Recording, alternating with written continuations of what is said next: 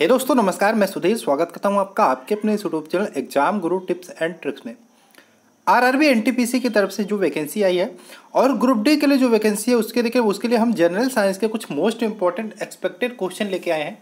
इसमें से कुछ क्वेश्चन ऐसे हैं जो आपके प्रीवियसली एग्जाम में पूछे गए हैं और कुछ इंपॉर्टेंट क्वेश्चन जो बार बार रिपीट किए जाते हैं उन्हीं को हम ले रहे हैं, ठीक है। और ध्यान रखिएगा, इसके पीडीएफ भी हम आपको देते चल रहे हैं। पीडीएफ आपको कैसे मिलेगा, उसके लिए आपको वीडियो के डिस्क्रिप्शन में एक टेलीग्राम चैनल का लिंक मिलेगा, वहाँ से आप उस टेलीग्राम चैनल में जुड़ जाइए। उसमें आपको सारे पीडीएफ डेली टू डेली मिलते रहेंगे। हम आपसे चाहेंगे कि अगर जो आप चैनल पर नए हैं, पहली बार इस वीडियो को देख रहे हैं, तो जल्दी से वीडियो को लाइक करो, चैनल को सब्सक्राइब करो और सब्सक्राइब करने के बाद एक काम और करना, सब्सक्राइब के बगल में घंटी का आइकन होता है, बेल का आइकन होता है, उसे क्लिक कर देना।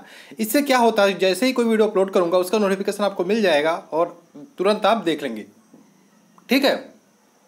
तो चलिए शुरू करते हैं आज का इंपॉर्टेंट सेशन। बहुत ही महत्वपूर्ण क्वेश्चन है। पार्ट 1 में अगर जो अभी तक देखा नहीं है तो पार्ट 1 जाके देख लीजिएगा, उसमें भी इंपॉर्टेंट क्वेश्चन डेली आपको ये सीरीज चलती रहेगी। एक जनरल साइंस की चलती है, एक जीके एंड जीएस की जीके और जीए की चलती है, ठीक है। तो चलिए शुरू करते हैं आज का इंपॉर्टेंट सेशन जनरल साइंस के मोस्ट इंपॉर्टेंट एक्सपेक्टेड क्वेश्चन का पार्ट 2। पहला क्वेश्चन आपके सामने स्क्रीन पर है। अंतरिक्ष में जाने वाला सर्वप्रथम कुत्ते का क्या नाम था? तो आपको याद होना चाहिए अंतरिक्ष में सर्वप्रथम कुत्ते को भेजा गया था, उसका क्या नाम था? तो 4 ऑप्शन आपके सामने है, जूल्स, लाइका, रोजर और स्पुतनिक। तो ध्यान रखिएगा, अंतरिक्ष में जाने वाला सर्वप्रथम कुत्ते का क्या नाम था? लाइका था। क्या नाम था? लाइका था। मोस्ट इंपॉर्टेंट क्वेश्चन है, कई बार पूछा गया है। नेक्स्ट चलते हैं, विटामिन ए की कमी से होने वाला रोग। विटामिन ए की कमी से कौन से रोग होते हैं? तो ऑप्शन ए है रतौंधी, ऑप्शन बी है बेरी, ऑप्शन सी है स्कर्वी, ऑप्शन डी है एनीमिया। तो ध्यान रखिएगा, विटामिन ए की कमी से कौन सा रोग होता है? रतौंधी होता है। रतौंधी में ये होता है आदमी को कम दिखाई देता है, ठीक है। तो रतौंधी होता है विटामिन ए की कमी से। नेक्स्ट चलते हैं, पानी के अंदर वस्तुओं का पता लगाने के लिए किस यंत्र का उपयोग किया जाता है? आसान सा क्वेश्चन है। पानी के अंदर वस्तुओं का पता लगाने के लिए किस यंत्र का उपयोग किया जाता है?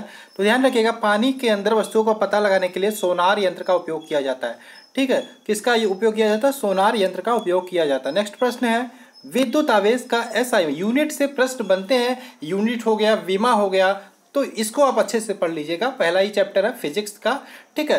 तो विद्युत आवेश का एसआई मात्रक आपको बताना है, तो ऑप्शन के हिसाब से देखेंगे तो इसमें कूलम्ब होगा। विद्युत आवेश का एसआई मात्रक क्या होगा? कूलम्ब होगा, ठीक है।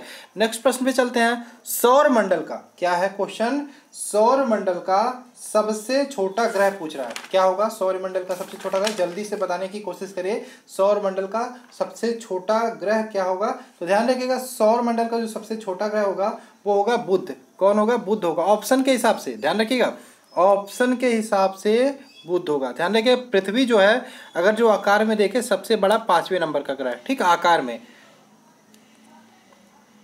नेक्स्ट चलिए, भारतीय अंतरिक्ष कार्यक्रम का जनक किसे माना जाता है? अच्छा क्वेश्चन है, और ये क्वेश्चन की बात करें तो ये पूछा हुआ क्वेश्चन है। भारतीय अंतरिक्ष कार्यक्रम का जनक किसे माना जाता है? तो ध्यान दिए, कुछ बताने की कोशिश करिए। तो भारतीय अंतरिक्ष कार्यक्रम का जनक ऑप्शन के हिसाब से देखो तो Vikram Sarabhai, option number B यहाँ पे राइट आंसर होगा। किसे माना जाता है? विक्रम साराभाई को भारतीय अंतरिक्ष कार्यक्रम का जनक माना जाता है। नेक्स्ट चलिए, 100 मिलियन किसके बराबर होता है? तो ये थोड़ा अच्छा क्वेश्चन है। 100 मिलियन किसके बराबर है? तो ऑप्शन के हिसाब से देखेंगे तो 10 करोड़ के बराबर होता है। कितना होता है? 10 करोड़ के बराबर होता है 100 मिलियन। कितने? 10 करोड़ के बराबर होता है। 1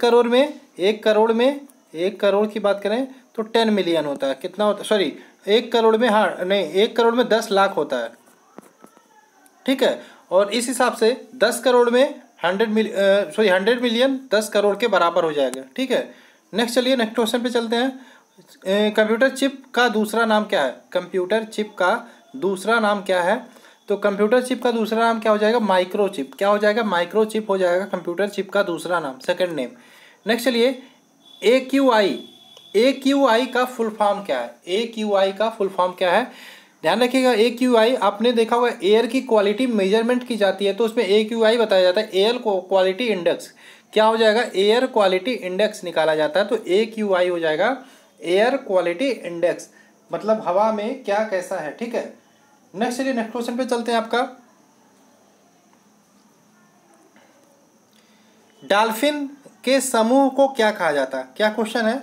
डॉल्फिन के समूह को क्या कहा जाता है? तो ध्यान रखिएगा, डॉल्फिन के समूह को पॉड कहा जाता है। क्या कहा जाता है? पॉड कहा जाता है। नेक्स्ट चलिए, पोलियो के टीके की खोज किसने की थी? बहुत ही अच्छा क्वेश्चन है बायोलॉजी का, और ये कई बार एग्जामों में पूछा गया है, इसलिए ये बहुत ही महत्वपूर्ण हो जाता है। तो पोलियो के टीके की खोज किसने की थी? जॉन साल्क ने। किसने? जोनास साल्क ने पोलियो के टीके की खोज की थी। नेक्स्ट चलिए, इस ब्रह्मांड में दूसरा प्रचुर मात्रा में कौन सा तत्व पाया जाता है? दूसरे नंबर का पूछ रहा है, तो इसलिए ध्यान रखिएगा दूसरे नंबर पे प्रचुर तत्व कौन सा पाया जाता है? तो इसमें हो जाएगा हीलियम। कौन सा हो जाएगा? हीलियम आपका दूसरे नंबर का प्रचुर तत्व है इस ब्रह्मांड में जो पाया जाता है। चलिए नेक्स्ट क्वेश्चन पे चलते हैं। पीएसएलवी का फुल फॉर्म पूछा है। पीएसएलवी का पूरा नाम क्या है? तो पीएसएलवी का पूरा नाम होगा ऑप्शन के साथ पोलर सैटेलाइट लॉन्च व्हीकल। क्या हो जाएगा? Polar satellite launch vehicle. Option number C यहाँ पे राइट हो जाएगा। क्या होगा? Polar satellite launch vehicle. ठीक है। पानी के किसी द्रव्यमान को 0 डिग्री सेंटीग्रेड से 10 डिग्री सेंटीग्रेड तक गर्म करने से उसके आयतन में क्या होता है? ध्यान रख। तो इसमें ऑप्शन के हिसाब से देखेंगे, ध्यान रखिएगा। पानी के किसी द्रव्यमान को 0 से 10 डिग्री तक गर्म किया जाएगा, तो उसमें क्या होगा आयतन में? पहले आयतन कम होगा, फिर वृद्धि होगी। देखिए 0 डिग्री से 4 डिग्री सेंटीग्रेड तक कम होगा। ठीक है, ये कम होगा फिर वृद्धि होगी, इसको ध्यान रखिएगा। ठीक है। नेक्स्ट चलिए, कि यदि वायुदाब मापी क्या है? वायुदाब मापी यंत्र बैरोमीटर की, देखिए वायुदाब मापी, यहाँ पे क्वेश्चन हो जाता है, जो वायुदाब मापा जाता है वो किस यंत्र से मापा जाता है? तो ये क्वेश्चन यहाँ पे हो गया आपको, बैरोमीटर से मापा जाता है। किससे मापा जाता है? बैरोमीटर से वायुदाब मापा जाता है। ठीक है। उसमें क्या पूछा? क्वेश्चन देखते हैं। किसी क्या है क्वेश्चन? यदि वायुदाब मापी यंत्र बैरोमीटर की रीडिंग अचानक तेजी से गिरने लग जाए तो इससे क्या संकेत मिलता है? मौसम में क्या संकेत मिलता है? तो ध्यान रखिएगा, अगर जो ये बैरोमीटर की रीडिंग अचानक तेजी से नीचे गिरे तो यहाँ पे तूफान होने की संभावना होती है। क्या होती है? तूफान होने की संभावना होती है। ठीक है, आंधी आने की या तूफान आने की संभावना होती है। और ध्यान रखिएगा, जब धीरे धीरे नीचे गिरती है तो क्या होता है? बारिश होने की संभावना होती है। ठीक है। नेक्स्ट चलिए, जब बस सहसा मुड़ती है, क्या क्वेश्चन है? जब बस सहसा मुड़ती है तो बस में खड़ा यात्री बाहर की ओर गिरता है, इसका क्या कारण है? तो इसका जो कारण है गति का जड़त्व, मोशन में इनर्शिया होती है, इसके कारण बस में खड़ा यात्री क्या होता है? बाहर की तरफ गिरता है। नेक्स्ट चलिए, दाब बढ़ने से क्या होता है? दाब बढ़ने से बर्फ का गलनांक पर क्या असर होता है? तो ध्यान रखिएगा, दाब बढ़ने से बर्फ का गलनांक क्या होता है? घटता है। क्या होता है? घटता है बर्फ का गलनांक। नेक्स्ट चलिए, नेक्स्ट क्वेश्चन पे, लैंप की बत्ती में तेल ऊपर चढ़ता है। सबको पता है लैंप की बत्ती में तेल ऊपर चढ़ता है तभी तो लैंप जलता है, लेकिन इसका रीजन क्या है? तो ध्यान रखिएगा, केसी कातु आपने पढ़ा होगा, केसी कातु के कारण ये घटना होती है। तो इसको केशिकीय क्रिया या परिघटना के कारण होता है। लैंप की जो बत्ती होती है उसमें तेल क्या होता है? ऊपर चढ़ता है और लैंप हमारी जलती है। नेक्स्ट क्वेश्चन है, तेल की बूंद पानी पर फैल जाती है क्योंकि? इसका रीजन आपको बताना है। ऑप्शन पढ़ेंगे तो इसमें ऑप्शन नंबर 4 यहाँ पे राइट हो जाएगा। तेल का पृष्ठ तनाव पानी की अपेक्षा बहुत कम होता है, इसलिए तेल की बूंद पानी पर क्या होती है? फैल जाती है। क्या होती है? पानी पर तेल की बूंद फैल जाती है। रीजन, तेल का पृष्ठ तनाव पानी की अपेक्षा क्या होता है? बहुत कम होता है। ठीक है। नेक्स्ट क्वेश्चन आपके सामने है, द्रव्यमान ऊर्जा संबंध किसका निष्कर्ष है? ठीक है, द्रव्यमान ऊर्जा संबंध किसका निष्कर्ष है? ध्यान रखिएगा, आइंस्टीन का नाम सुना होगा आपने। आइंस्टीन का एक फॉर्मूला था लाइट का, E बराबर mc²। ठीक है, E बराबर mc²। इसी को द्रव्यमान ऊर्जा समीकरण बोलते हैं। ये जिसका जो संबंध है ऑप्शन के हिसाब से देखिए, ऑप्शन नंबर यहाँ पे 2 हो जाएगा, सापेक्षता का सामान्य सिद्धांत से रिलेटेड है। ठीक है।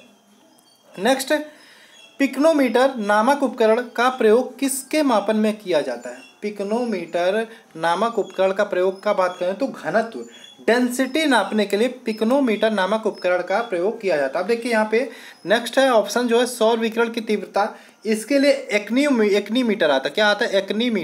एक्नीमीटर आता है, इसका उपयोग किया जाता है सौर विकिरण की तीव्रता मापने के लिए। भूकंप की तीव्रता के लिए ध्यान रखिएगा सिस्मोग्राफ प्रयोग किया जाता है। क्या? सिस्मोग्राफ प्रयोग किया जाता है। और उच्च तापमान मापने के लिए उच्च ताप या पूर्ण विकिरण पायरोमीटर का उपयोग किया जाता है। क्या? पूर्ण विकिरण पायरोमीटर का उपयोग किया जाता है उच्च तापमान के लिए। भूकंप की तीव्रता मापने के लिए सिस्मोग्राफ यंत्र का उपयोग किया जाता है। सौर विकिरण की तीव्रता मापने के लिए क्या किया जाता है? एक्नोमीटर आता है। और घनत्व मापने के लिए पिक्नोमीटर का उपयोग किया जाता है। नेक्स्ट प्रश्न आपके सामने है, पवन की गति को मापने वाला उपकरण क्या है? क्या है क्वेश्चन? पवन की गति को मापने वाला उपकरण क्या है? तो ध्यान रखिए यहाँ पे जो ऑप्शन नंबर 2 है एनीमोमीटर। क्या है? एनीमोमीटर द्वारा हवा की गति या फिर पवन की गति को मापा जाता है।